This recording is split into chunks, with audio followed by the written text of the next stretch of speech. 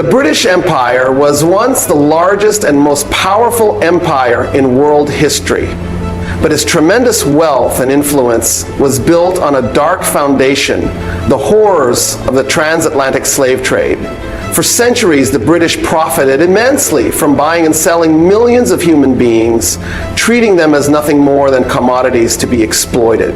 This is the troubling origin story of how slavery became a cornerstone of the British Empire. In this video, we will explore how the British got involved in the slave trade, how one man, John Hawkins, changed history by challenging Portuguese dominance, and how this led to the creation of the Royal African Company, the largest slaving operation in the Atlantic.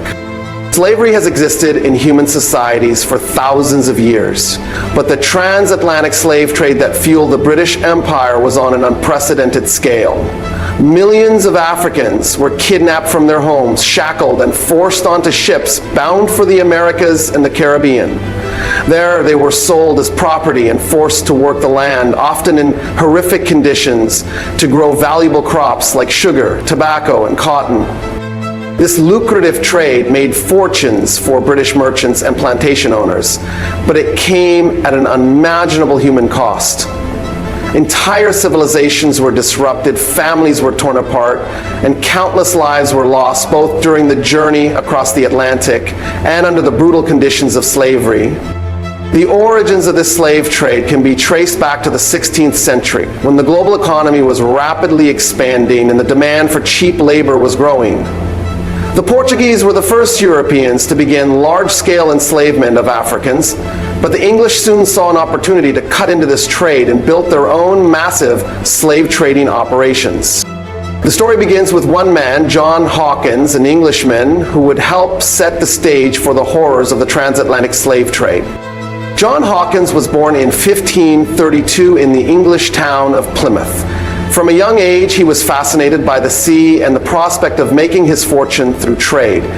As a young man, Hawkins began making voyages to the Canary Islands off the northwest coast of Africa, where he witnessed the lucrative Portuguese slave trade firsthand.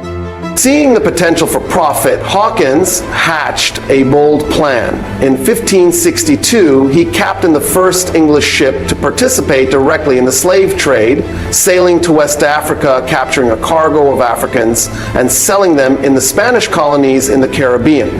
This was the beginning of England's involvement in the transatlantic slave trade.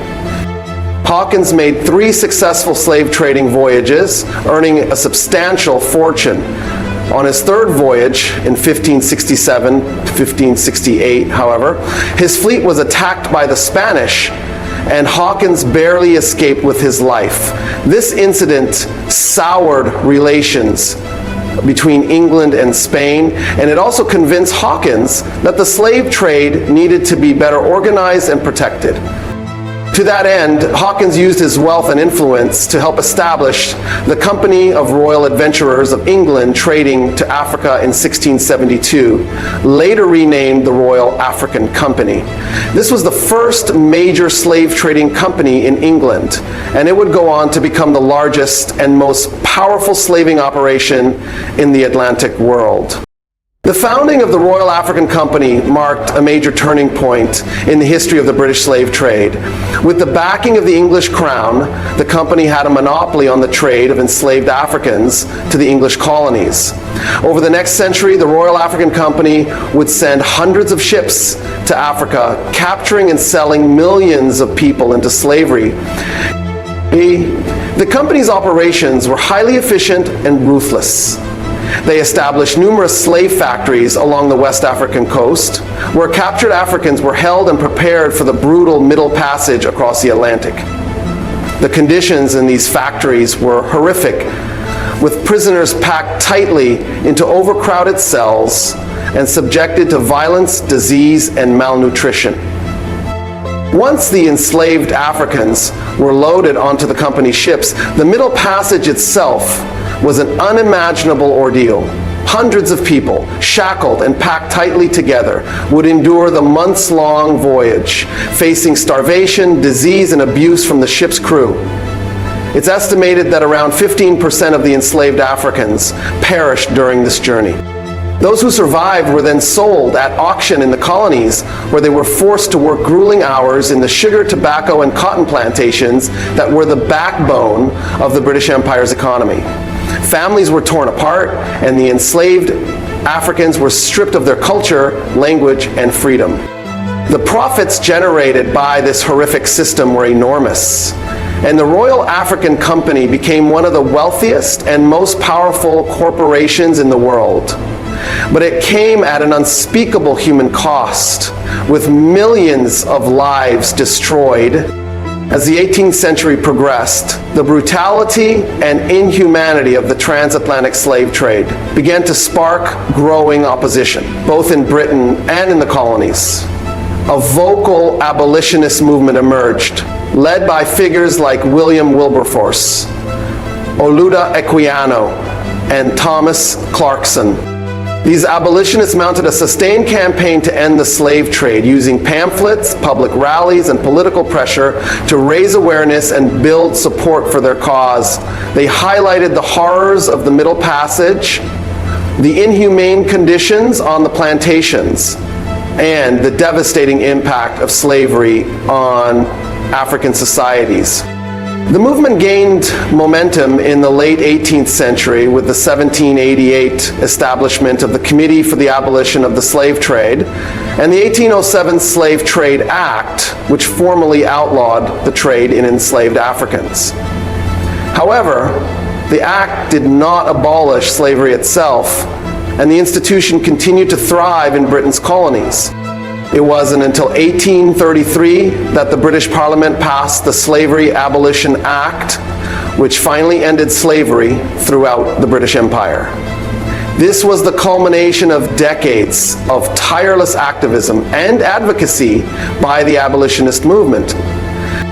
The end of the slave trade and slavery was a major victory, but the legacy of this dark chapter in history continued to linger. Millions of lives had been destroyed, entire societies disrupted, and the economies of the colonies had been built on the backs of the enslaved. It would take generations for the scars of slavery to begin to heal. To conclude, the story of slavery in the British Empire is a tragic and complex one, with roots stretching back to the 16th century and the rise of global trade.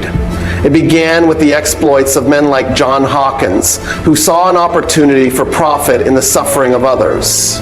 This led to the establishment of the Royal African Company, the largest slave trading operation in the Atlantic world. For over a century, the company shipped millions of Africans to the colonies, where they were forced to labor under brutal conditions on the sugar, tobacco, and cotton plantations that drove the British Empire's economy. It was a system built on unimaginable cruelty and the destruction of human lives. But the story doesn't end there. A growing abolitionist movement eventually succeeded in ending the slave trade and later, slavery itself throughout the British Empire. This was a hard-fought victory, the culmination of decades of tireless advocacy and activism. Yet the legacy of slavery still haunts us today. The immense human toll, the disruption of entire civilizations, and the economic and social impacts continue to shape our world. It's a history we must confront to understand our past and work towards a more just and equitable future. Slavery in the British Empire was a dark chapter, but one that we cannot afford to forget. By grappling with this history, we honor the memory of those who suffered and strengthen our resolve to build a world free from the chains of oppression.